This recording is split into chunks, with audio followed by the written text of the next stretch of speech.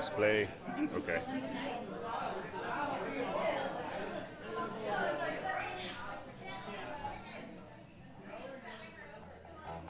Brew Happy! We're the longest running beer podcast in the Pacific Northwest. Why wouldn't they be listening to us? So many different beers!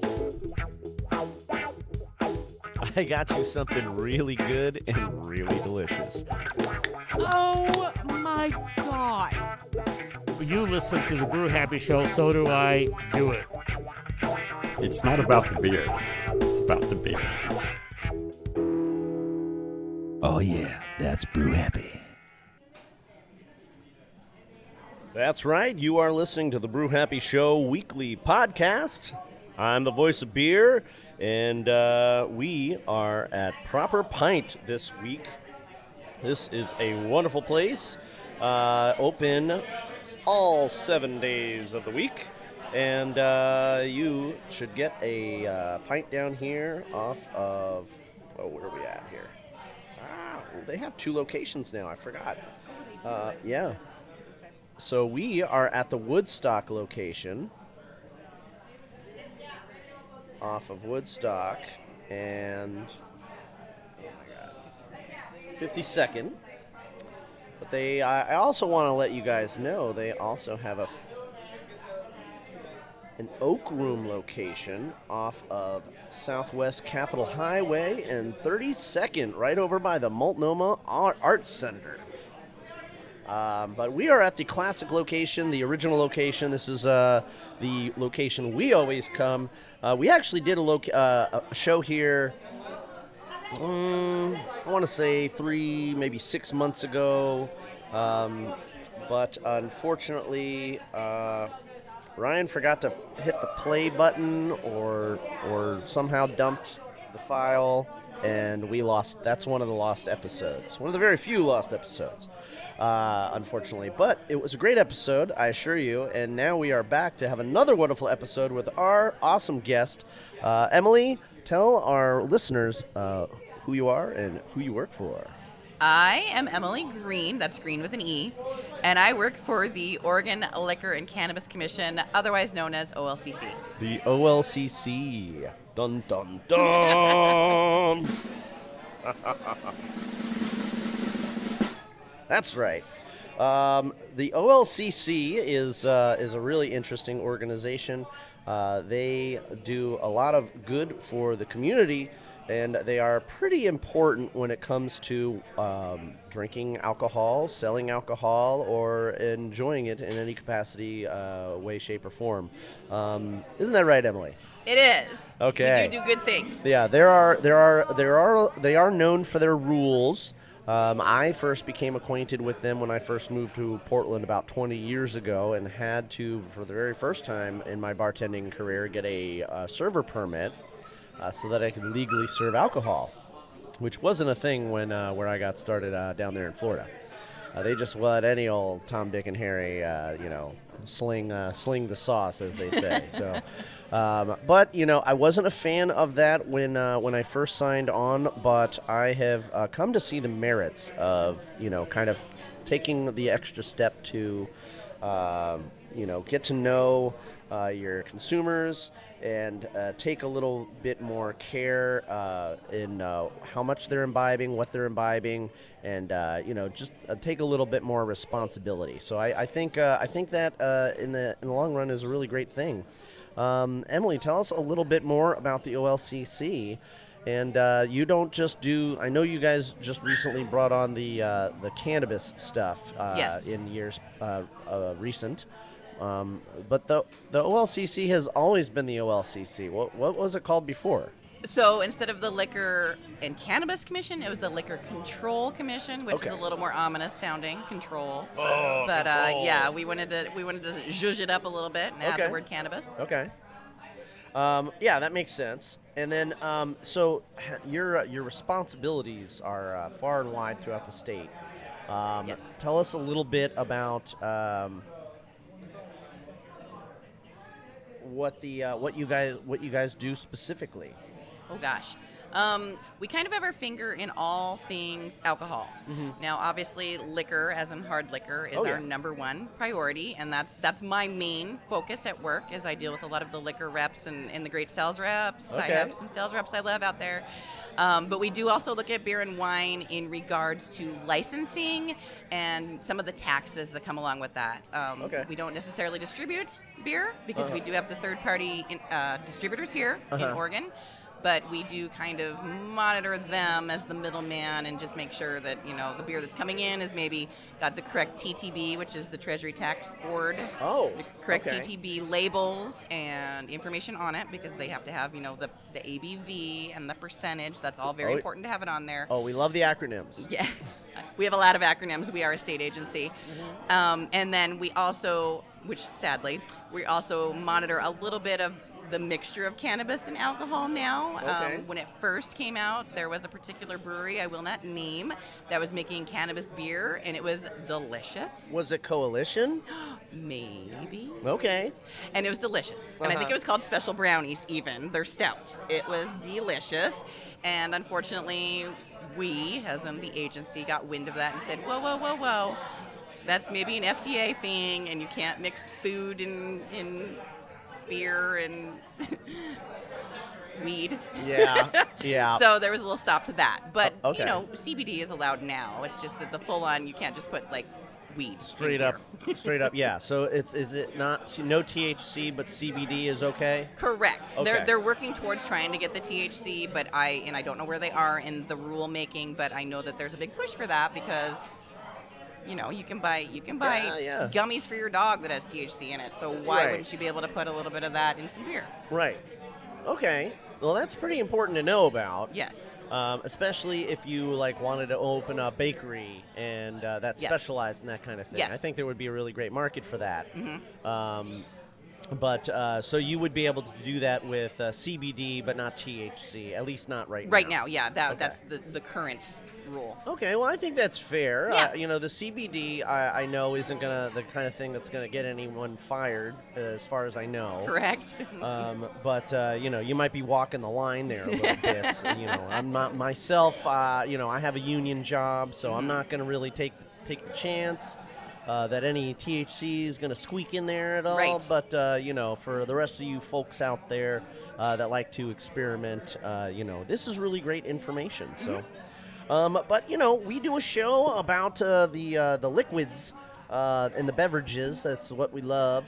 And that's what we're here to talk about here at the Proper Pint. And Emily, you actually picked this location. I did. Is it near and dear to your heart? It is. I sadly I don't live nearby now, but I used to live just right down the street. Okay. And when the very first time we came in here, the bartender, Marsha. Yes, we love you, Marsha. Marsha Castigan. We should do a Prost bell for her. Yes, we should. Yeah, Prost. We love Marsha. But my boyfriend and I walked in, and she immediately said, "Oh, Dennis and Emily, hi." And we're like, "Oh my God, she knows who we are. How do we know her?" And we traced it back to all of the other beer-related places that she's worked. And I was like, She has an amazing memory. I cannot believe she knows who we are. Yeah. So ever since, I'm like, gonna see Marsha. And they're very pet-friendly. So I don't have my dogs with me today, but I always bring my dogs. We also have the little fur baby, and we love to bring her wherever we go. We're trying to get her more socialized. Sometimes she's good with that, and sometimes not. Yeah, they're very attitudinal. Yeah, attitudinal. I'm gonna add that to my my lexicon. Okay. Well, awesome. Yeah, so we do love the Proper Pint. One of my favorite things that they, I guess they don't have it here anymore, was the red phone in the corner. Yes, they just have a sad little pizza paddle. I don't know what happened. Yeah, there's no pizza phone anymore, but we were talking before the show about how landlines are they've just slowly faded into non-existence.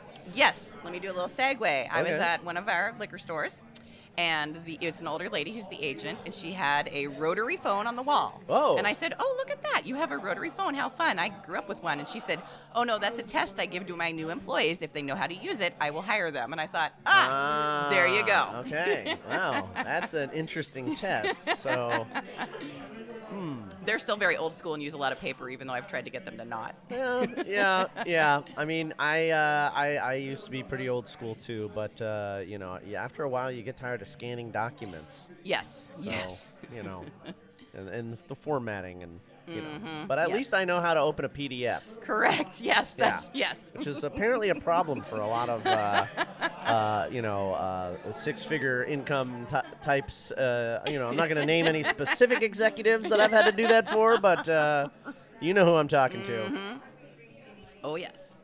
That's why they keep us around. Well, it's good to have the old skills. Yes. So, speaking of skills, tell me a little bit more about what you do at the OLCC. So I like to always say that I am the nice person at OLCC Oh, okay. because I give out money. Ah, Yeah. Everybody loves that. I like money. Yes. So essentially, I'm the agent inventory guru. I've given myself that title. Okay. I'm in charge of all 280 plus agents' inventories in their stores, as well as helping with the warehouse inventory. Uh-huh. And I also pay all of the liquor vendors and all of the freight vendors. Oh. So lots of money flows through my fingers, Yeah. and I have no limit to what I can spend. Okay. I don't get to use this button a lot, so. Love Yeah. it. Love it. So, well, that's pretty specific. So you actually pay people out? Yeah, well, I mean, so we are a bailment state, which there's probably only, don't quote me on this number, about seven to 9 control states in the country, some of which are bailment states, which that means is that liquor vendors send us their product and we have it in our warehouse, but it still belongs to them. Okay. And we do not pay them until we ship it out to the liquor stores. So you do the distribution. Yes, all liquor distribution is done through one warehouse in Milwaukee. For the whole state? For the whole state. Soon to be Canby, because we just broke ground. Whoa. Yes. Okay. Yes. It would seem like it would be better to have different warehouses in different quadrants of the state. You'd think, but save we're on very efficient. Transportation and stuff. Okay, so this stuff gets transported from here all over the state. Yes. And then do you do you go from store to store in the same truck, or do you have little drop off points? We have 7 different trucking companies that we use, and Okay. each of them are assigned their specific route. So Okay. Southern Oregon, Eastern Oregon, Portland Metro, Okay. the coast. So they have their routes because we ship out. Well, we ship out every day, but liquor stores get their shipments depending on how busy they are, maybe once or twice a week. So I mean, it's a continual thing. I can tell you when we had the snowstorm and everything shut down, the warehouse did not shut down. Okay, so now we have quite a few distilleries here in Yes, town, like yes. Freeland Spirits and 503 Distilling. 503 Mhm. Distilling. Yep. I've worked for them, and Straight Away Cocktails. Yep. We promote them on the show as well. And then I think there's Westward. Westward. Yeah. Mhm. So, so when they make, so they have tap rooms and where they can sample stuff. Yes, they're called distillery outlets. Okay, there's Yeah. distillery outlets, and then so when they make the big package stuff, Yes. they have it there at their place. Yes. But do they send it to you also? Some of them, Okay. actually. And Or I'll do you give have to, is it size specific maybe? No, it's mainly small batch. So Okay. if it's very small batch, Uh-huh. it's not worth it for them to batch up a bunch of cases and send it to us for us to distribute. Right. So they'll keep those in their distillery outlet tasting rooms. Okay. But the bigger things, and I'll use one of my favorite distilleries as an example, Sebastian, Stone Barn Brandy Works. Okay. So we carry probably 10 to 12 of his items, but if you go to his tasting room, he's got 30 different things you can try. Wow. You can buy those bottles directly there from him too. Okay. So that's okay. Okay.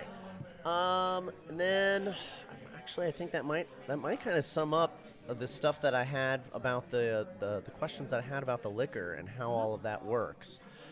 This is very educational. I Good. really appreciate the knowledge bombs. Good. So then moving on to wine and beer, they are kind of classified differently. They're a little less. Depends on their ABV. That's how they're classified. Less serious. Okay, Yeah. okay. So Yeah. it's ABV specific. Yes, yes. And liquor, obviously, it's always way Yes, up there. yes. So, and that's why we like it. And then so beer and wine, they are lower ABV, Yes. and mead. Mead is kind of interesting. It's the same as cider, kind of. It Okay. falls in a weird gray area. I was going to mention cider. Okay. Yeah, which is my other love. Nice. Yeah, it's because it can go from like 3% to 14%. Uh-huh. It depends on their tax levels. So if Oh. it's a lower one, then they get taxed less. If Oh. it's higher one, they get taxed more. So everybody's always trying to be like 13.9%. So they're Wow. right under there. Oh, okay. So is that the threshold? Don't quote me on that. I'm not sure what the threshold is. I know it's Okay. in the double digits. Oh, yeah. Okay. Well, yes. Yeah. Okay, that makes sense. All right. So it's ABV specific. Mm-hmm. That's good to know. And then, okay. And then the other question I had is, what is the toughest part about working for the OLCC? I know you guys, sometimes you're not always like the most everyone's Loved. favorite people or organization. What are some, I guess, tough times that you would recall from your years there? Anytime there's a whiff of impropriety and the public gets a hold of that, whether there is impropriety or not, Okay. the public immediately just hangs us out to dry in the media. Like, those people, they're doing whatever they want, and they think they're special, and that's not fair, and they're ripping off the public, and yes. Oh, are we talking about the Pappy thing? Yes, which I am not going to discuss because I actually That's literally. okay. I woke up that day, my boss texted me, she said, "Oh my God, read the Oregonian." And I was like, "Wait, what?" Like literally Right now, bombed. do it. Yeah, because I'm a peon. Mm-hmm. So do you think I got special privileges? Oh no. No. All right. Well, we don't have to get into all No. that. We're brew happy, not Yes. not brew mad. That's right. Okay. And then, so yeah, that can kind of suck if somebody does some finagling or whatever. Yes. It reflects badly on the rest of the organization. Yes. And that's I think that's true for any business.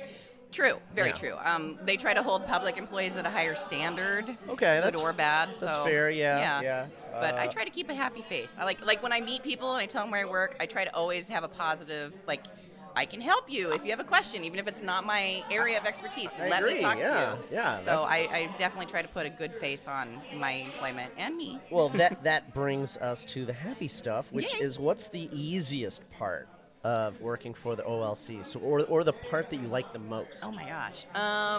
Probably either auditing or going into the warehouse and looking at all the crazy liquors that we have, because there's like a prune liquor. I mean, there are crazy yeah. liquors. And literally, we only do the fiscal inventory once a year. But I will always be like opening boxes and looking at bottles like, what is this? This is crazy. Okay, I'm with you on the ladder there, because I also love. I get wide-eyed when I go through a brewery and I'm like, oh, what's that? Yes. Oh, what's that? I get label. I'm very label friendly. I'm very impressionable. I went to art school, so I'm like, oh, look at Yes. the colors. I'm a Ooh. total sucker for that. Oh, that's Yeah. a pretty bottle. I'm buying it. Yeah. Or like, oh, look at the ABV on that. I wonder what that's gonna taste Yes. like. Oh, Yes. But the former thing you said there was auditing. Yes, which I'm not does that sound necessarily a scary? numbers guy, but auditing, really? Well, no. So this is what it is because, as I had said, we're a bailment state. Okay. So the products that are in our warehouse get shipped out to the liquor stores. Until that liquor store sells it, it still belongs to OLCC. Okay, yeah. So if that liquor store is out there going, oh, a bottle for me, a bottle that's broken, a bottle that's sold, no. No. Because that's our product. So Okay. we go in and we audit the liquor stores and just make sure, hey, this is what we say we think you should have. Oh, we're going to physically count bottle by bottle. That's what you really have. Reconcile it and go from there. Okay. So you go from place to place. Yes. I mean, I personally don't go all over the state. We have a team of auditors, but I am the backup yeah. auditor. Oh, okay. So I've gone to some Portland Metro stores and helped out, and I'm really slow. But that's okay. I know how to count. Wow. So if like somebody in Salem calls in sick, they send you. right. Emily's right. marching down there That's to there's a new sheriff in town. That's right. And then I'm Yeah. like, but you better not time me because I'm really slow. Gonna whip you guys into shape. No, I look at it also as like, because I deal with the agents on a daily basis, but not face to face. Okay. So to me, this is like, hey, this is me and you meeting face to face. Hi, we talk all the time. Now you know who I am. So Yeah. I really take that opportunity to reach out to them and be like, what do you hate about us? Yeah. What do you like about us? Well, what could we do better? What can we do better? That's Yeah. great. Yeah. Yeah, that's good So, feedback. That's yeah. always good feedback. Yeah. All right. Okay. And then I have questions. Okay. That I think some of our listeners out there either want to open a bar. So, what does a person need to know if they want to open their own bar in the state of Oregon? What are some pitfalls that you have noticed that a new business owner could avoid? Well, number one, you need capital. Okay, I mean, yeah. that's when you apply for a liquor license, which is not that expensive. Anybody can have a liquor license, pretty much. Oh, okay. You do need to be able to prove that you're going to be able to run that business. You're going to need liquor liability insurance. Okay. But really, I mean, I think most of the time when they go in and give a new license, they say, where are you located? Like, are you by a school or, although again, that's probably anybody not can get a good. liquor license. Yeah, okay. But they also want to know, do you have 3 substantial types of food you can serve? Because we have to make sure that there's some sort of sustenance in the bar. Okay. But yeah, really, it's not that hard. I'm from Montana originally, and in Montana, it's a quota state.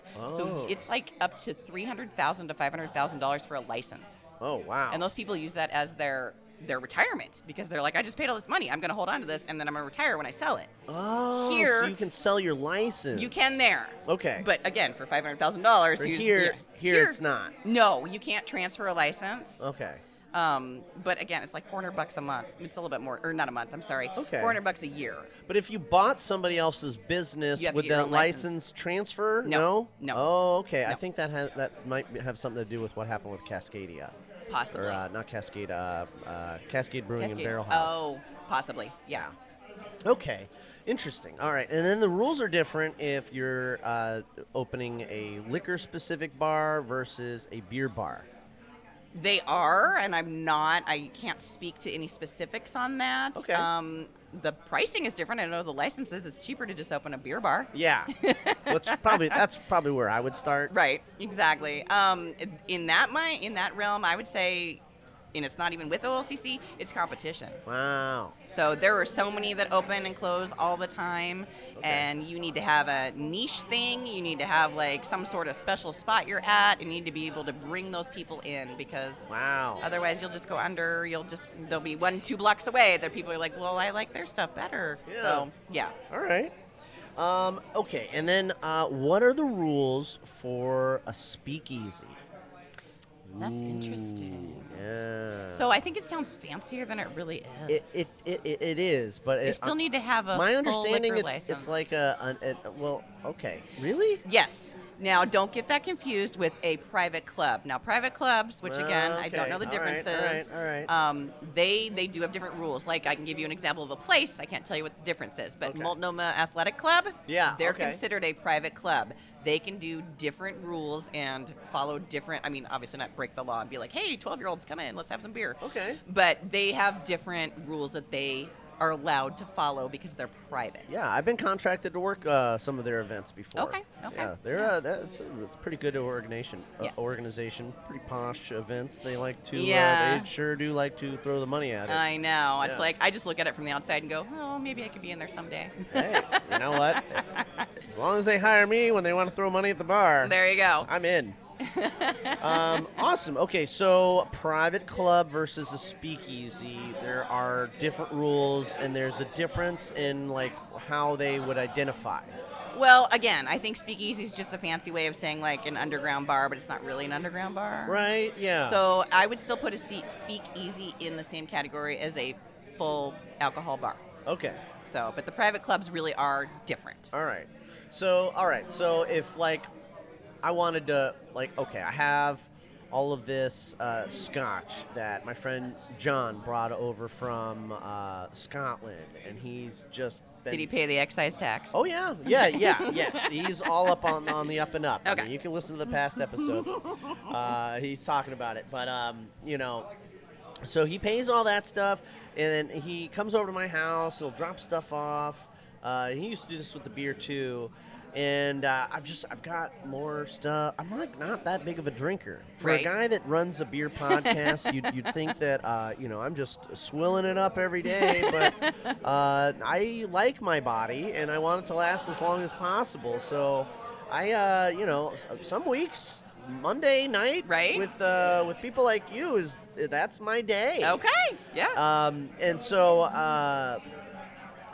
I was thinking, well, what if I opened a little private club in my garage so I could get rid of this stuff for like a limited time and charge people a membership fee?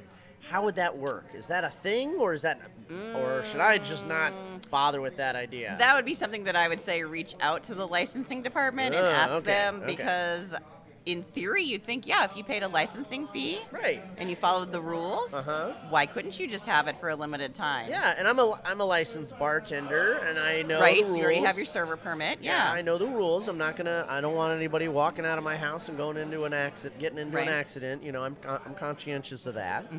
I'm just like, I think there's a lot of really cool stuff on my bar that other people would appreciate, and but also if I'm gonna have a bunch of people in my backyard, I might as well charge them admission and pay the rent. So Keep the lights that on. is the difference. You would have to be licensed if you're going to charge them. You can't just that is illegal to Like a have monthly fee or like an admission fee? Is there a difference? that. I don't know. I know Okay. an admission fee is not like kids that get busted with keggers. They're like, hey, we bought a keg. Everybody has to pay $10 for a cup. No, you Okay. can't do that. That's illegal. Ooh, really? Yes. Oh my God. Back in the day. Oh, yes. Okay, well, we're not going to talk about my past. I like my license just the way it is.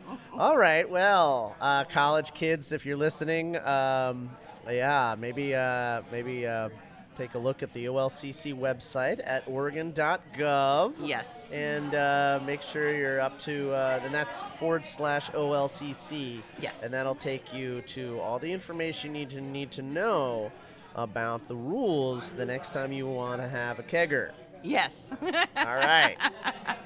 So that's not something that I would be doing anytime in the near future. I don't think I've been to a kegger since I was like 28, maybe. Right.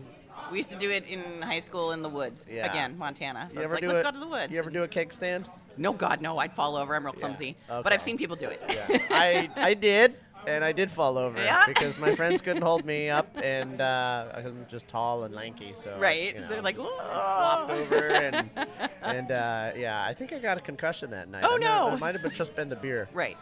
Word of warning to you college kids out there if you're listening.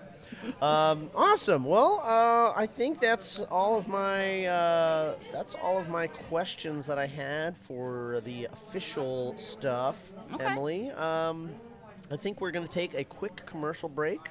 We're going to talk a little bit more with you about the menu here at the Proper Pint. Okay. And talk a little bit about some brew news, and then I think that will be a show. Okay. So we're gonna switch over to some groovy tunes and some words from our friends in the business. We'll be back right after these messages. Hey everyone, this is Fat Josh, creator of the Pineapple Express Coach. You are listening to the Brew Happy Show. Cheers.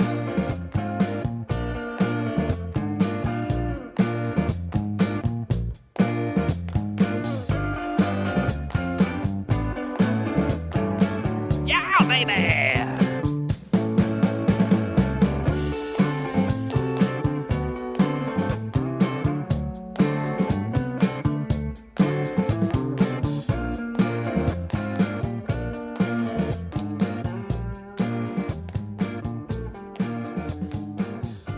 This is your friendly neighborhood Unipiper, and you're listening to the Brew Happy Show. Beer mongers. Where in this urban jungle can I find a decent craft beer? Look, what's that off in the distance? Distance? What distance? We're so conveniently located at Southeast 11th Avenue. Beer Mongers, bottle shop and tap room. Oh no, what's that? Don't worry, that's just Damien rooting around in our extensive selection. So many different beers! Beer Mongers, bottle shop and tap room. For more information, visit thebeermongers.com or check out our social media. This is Casey Helwig with Imperial Yeast, and you're listening to the Brew Happy Show. This is Terry. I'm the founder of Pink Boot Society, and I'd like to invite all the women beer professionals out there to give Pink Boot Society a chance and get yourself involved. It's a great way to support Pink Boots and women in the beer industry with scholarships. Beer's an awesome thing, and the more women we can get into it, the more we're going to party. This is Joe with Awesome Beer Bar, listening to the Brew Happy Show.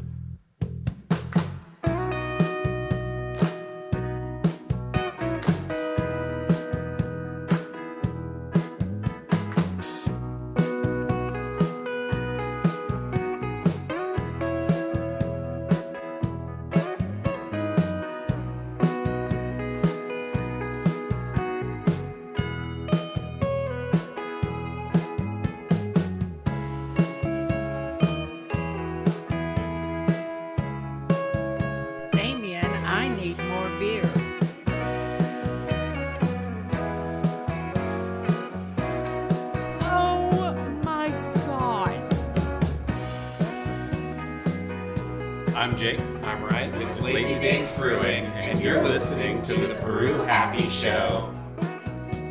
That's right, we're back, and we have more beer right here at the Proper Pint, right off of Woodstock and 52nd. You gotta check this place out. Marcia is waiting to pour you a Proper Pint. Now, for those of you listeners that don't know, a proper pint is what they serve in Europe, and that's not a 16-ounce pint. That's going to be a 20-ounce pint, which is what I got sitting in front of me, which makes me feel like a very happy, lucky boy. So I'm going to talk a little bit with Emily about the menu that they got here, and I think you listeners out there will be pretty excited about some of these picks. All right. I need bifocals. I'm getting to that age. Okay, so I am drinking right now the Mango Summer Ale by Bale Breaker. Okay. This weighs in at 5.9%. The 20-ounce pint is $9. The 16 ounce is $8. So I got the big one because I like citrus. It appeals to my Floridian nature. It's very summery too. You're being seasonal right now. I am. It's true. I do often enjoy lagers this time of year, and the pale ales.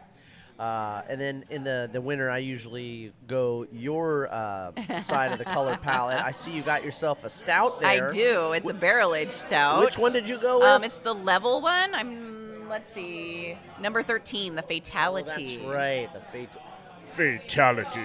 Yes. That is a bourbon barrel-aged imperial stout by Level Beer. That weighs in at 11.5%, beer fans. Oh, my God. Oh, my God. Yeah, that's pretty serious. So that comes in a 12-ounce glass for $10, an 8-ounce glass for $8.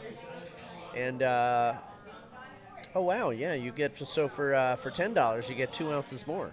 That's a good deal. Right? Wow, okay. And they got a whole bunch of other stuff on this menu. I was really tempted to get the Oats on the Water Stout by Chapman. I have had that. That is very good. That's a more mild stout. Is that a thing? Yeah. But it's a more mild stout. It's very good. I am one of those weirdos, though, that drinks stouts all year round. I don't care if it's 90 degrees outside. You're going to find me drinking a stout. Yeah, another one I might have before I leave here is the Cascade Chill Cream Ale. That's on That's also on Nitro. Both of these are on Nitro. That's from Wild Ride. And, that's a $9 pint, 20-ouncer on both of those. So that's a really good price for that amount of beer, at least in this day and age. Yeah. They got other stouts on here too. They got the Black Spade Stout by Bent Shovel. Mm-hmm. That's 7.8%, y'all. Oh my God. And let's see. They got an amber. The Oneonta by Freebridge. I'm probably butchering that name. That's an amber ale. The Dream Control Nectarine and Apricot Saison. Apricot. Why did I say apricot? I always say it because you're from Florida. I always say it. I always say it the right way. That's from Upright and a collab with Cascade, and then Rhubarb Tilquin Lambic by Goosery Tilquin. That's what I had. That's what I had when I first sat down. That was really good too. That's a lambic, and that was a $13 6-ounce pour, guys. But I'll tell you what, it was worth it. So good. Now, for you hopheads out there, don't worry. They have tons of IPAs here. They got the Ride the Spiral Pineapple Hazy Double IPA by Silver City. That weighs in at 8.8%. The Fodor IPA by Upright at 6.4. The Project Zero IPA by Coldfire at 6.5. Bringing up the Hazy IPA by Old Town at 6.5. That's one of our favorite breweries. We love those guys and their pizza. And did you know they just bought the building downtown that they started out in? No, they did? Yeah. That's amazing. Yeah, that's where all those awesome underground I've tours. been on those tours, and you're always looking for the haunted lady. I can't think of her name, but yes. Yeah, so now they have that. Well, the haunted lady actually lives in the building where that brew pub is. So, I believe it. Yeah, it's creepy. Yeah, you can go down there and see piles of shoes and all sorts of mementos that people have left behind after getting shanghaied. Yeah. Definitely take the tour. Check out some Old Town action. Okay. What's going on with my phone here? There we go. Okay, what else we got here? Old Town Desert Island Pale by Ferment at 5.8. I already talked about the mango, which I'm loving. The Smashin' Scottish Lager by Montevilla. That's not too far. That's a hop, skip, and a jump from here. That weighs in at 4.6, so sessionable. Yes. Then the Var Czech Pilsner by Oregon City Brewing, and they have a Timbers logo right next to that one, which makes me wonder if that is a beer that they brewed specifically for our very own Timbers soccer team. It could very well be. Yeah. David Voden, I think he's still the head brewer down there, and that guy is awesome. He's very talented. We've been following his career for quite some time. Okay, now on the other side of the menu, we have the Gravitas Semi-Dry 10 Towers cider. Mm-hmm. Yep. Okay, so all these are all, I think all of these might be ciders. Ciders and wines, that's another wine. reason I love this place, is they have a little bit of everything. You want a dark beer, you want a light beer, you want a cider, you want a seltzer. This is a great place to go. They always change them up. Okay, well, I'm glad we're talking about this because they have the Guava Citrus Imperial Cider at 8.4 by Seattle Cider. They have the Golden Dragon Cedar by 7 Seeds. That's a 6.9. And then you were talking about the seltzer. That's a Prickly Pear Key Lime by Silver Creek. That's a 5.5%. I do like key lime. I had a key lime tree in my backyard when I was in Florida. No, okay. When I grew up. My mom used to make the best key lime pie this side of the Mississippi. Very nice. Well, both sides of the Mississippi, honestly. I've had key lime pie all over the country. I've still never had one better than my mom's. Oh, shout out to Mom. Yeah. Very cool. Holla. Watershed Pinot Gris for you winos out there. Winter's Hill, 13%. The Rosé of Pinot Noir also by Winter's Hill, that's 13.9. The Red Blend by Charles & Charles at 13%. And the Watershed Pinot Noir by Winter's Hill, 13.7%. So, yeah, it looks like they have a pretty diverse menu here, Emily. Yes. Yeah. And a lot of them are actually like local, like Oregon, Washington breweries. So Uh-huh. they do focus on the local breweries. They're not just going to find Guinness or Coors Light or something like that. Yeah, So yeah, with nothing. not to knock those, no. Nothing wrong with those, but we do love to support local economy and Yes. and small business here on the Brew Happy Show. It's one of our favorite things to do. So a shout out to all you small business owners out there, and for all of you people out there supporting local economy, that one's to you too. Cheers. Cheers. Yeah.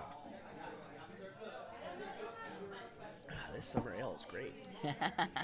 All right. Well, I think it's time for a little bit of brew news. What's going on out there in the Brewniverse? Emily, they have the Northwest Cider Cup winners announced for 2025. Ah, yes. I kind of perused that list. I believe there Yeah. were quite a bit of Oregon places on there. Oh, yeah. We're not going to go down the whole list, but I just wanted people to know that that's what's going on. We also talked a little bit about some hard seltzer tonight. Rogue Ales and Spirits debuts THC seltzers for a new kind of chill. Oh, see? Interesting. What's going on with I that? don't know. Now I'm going to have to go look that up. I think the OLCC is going to have to put the smack down on some Rudy Poo. Be like, we're going to need some testing on that. Yep. So they're debuting a THC-infused sparkling seltzer, available now in 2 flavors. So yeah, they got the blackberry and the pineapple. Looks like. Yeah. Okay. Now I'm gonna go keep my eyeballs peeled. I know it. Giving you more work. Oktoberfest in Leavenworth. Okay, so guys, this isn't. If you're in the military, you might have heard of Leavenworth. It's a military prison in Kansas where you break big rocks into little rocks, and you're there for a really long time, and they give you these shabby, tattered uniforms. It's terrible. They tell you horror stories when you're in basic training about this. But And it's Kansas. I mean, that's hot and flat. I think it's in Kansas. I don't know. I forgot where it could be. was. It could Honestly, be. I don't know.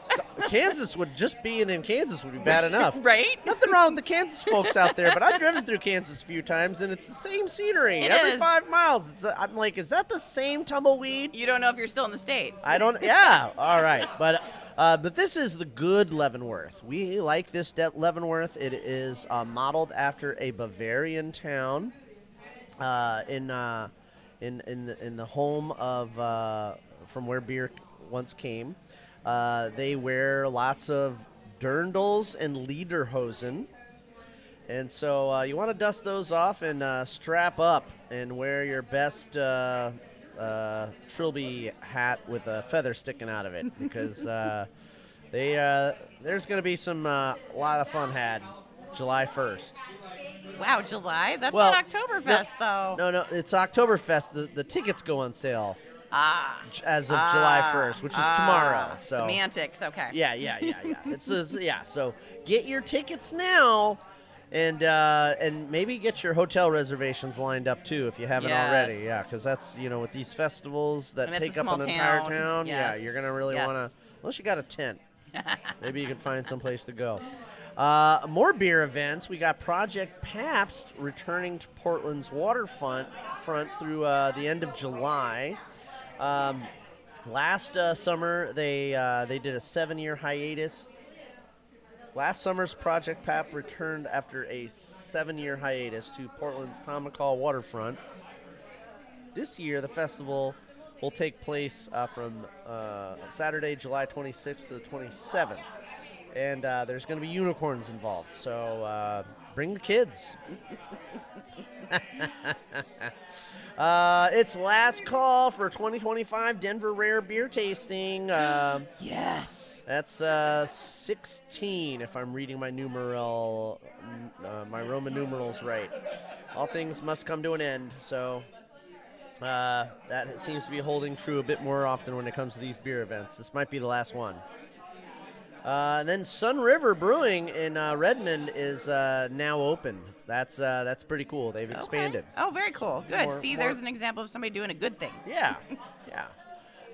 And then you got Ale Song Brewing and Blending celebrating its 9th anniversary. That just happened 2 days ago, but I did want to give a shout out to those guys because we love Ale Song. Yeah, those guys are always a lot of fun to hang out with. And they know a lot about beer. Bear Lick Brewing celebrates its 11th anniversary. We like those guys too. I just competed against them in the beer games over at Level Beer. I was representing Lazy Days. Oh, very nice. And they had a commendable performance. Okay. But they did not beat Lazy Days.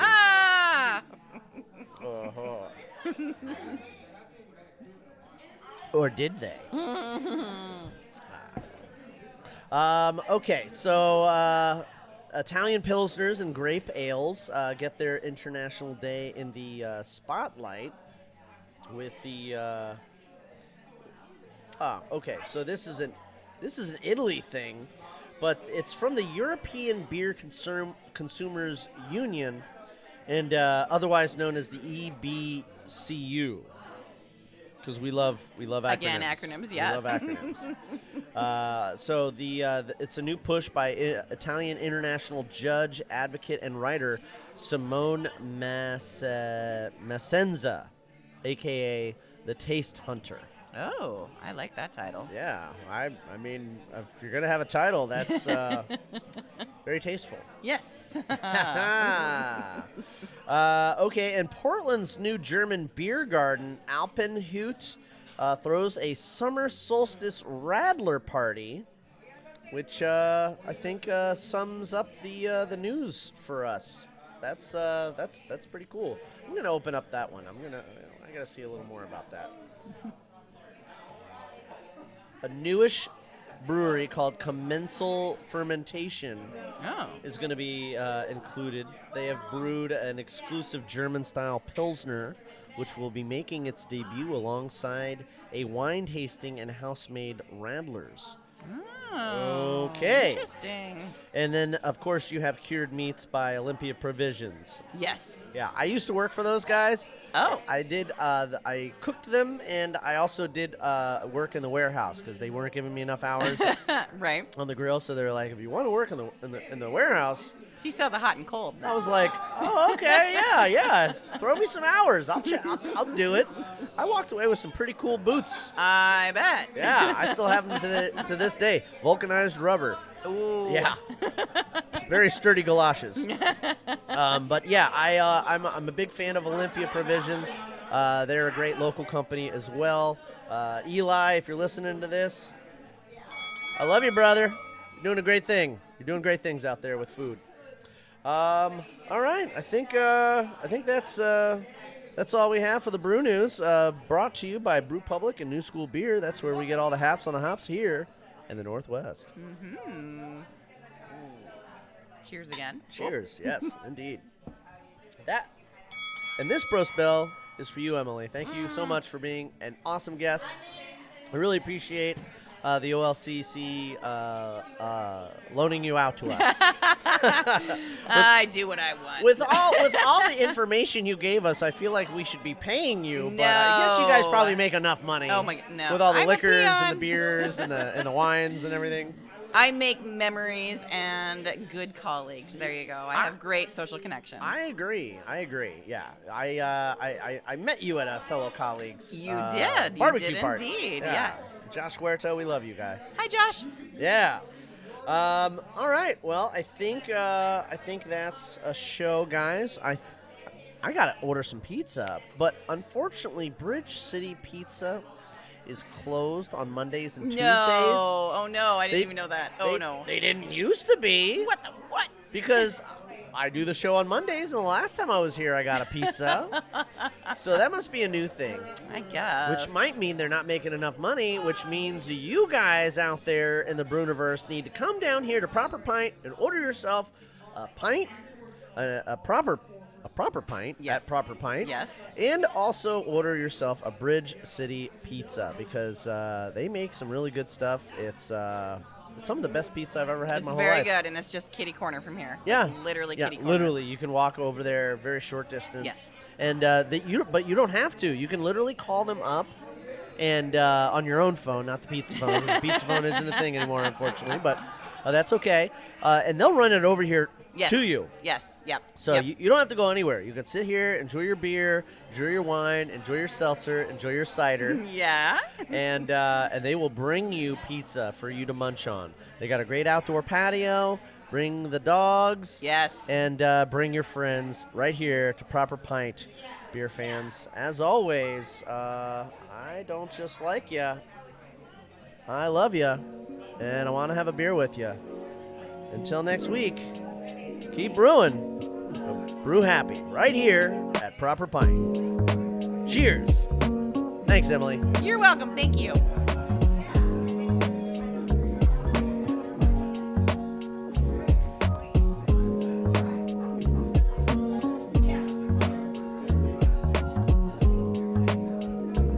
This production is brought to you by Brew Happy Media, the ultimate brewers media resource. For more information, go to thebrewhappyshow.com and brewhappypodcast.com. Follow us on Twitter, Facebook, and YouTube at Brew Happy.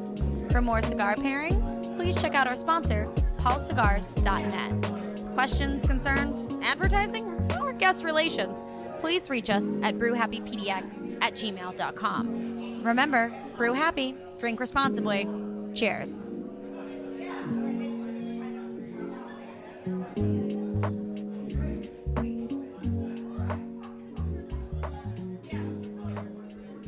Damien, I need more beer.